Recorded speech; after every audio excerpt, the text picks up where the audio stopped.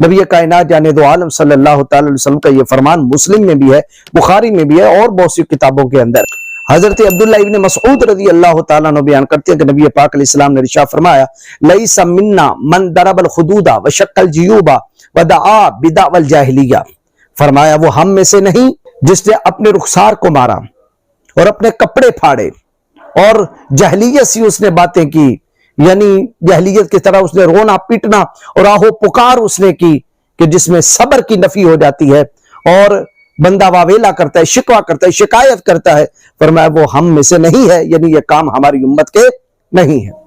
نہج البلاغہ کی 3 جلد کے اندر حضرت مولا کائنات شرع یزداں کرم اللہ وجہہ الکریم کی یہ نصیحت ہے۔ آپ نے ارشاد فرمایا ينزل الصبر على قدر المصیبہ،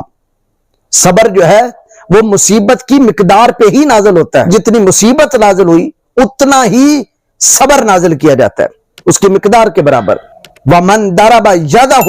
عَلَى فَخِذَيْهِ، اور جس نے اپنے ہاتھ کو مصیبت کے وقت عند مصیبت ہی، اپنی مصیبت کے وقت اپنے ہاتھ کو اپنی ران پہ مارا، حَبِطَ عَمَلُهُ، اس کے تمام اعمال جو ہے وہ برباد ہو گئے، ضائع ہو گئے۔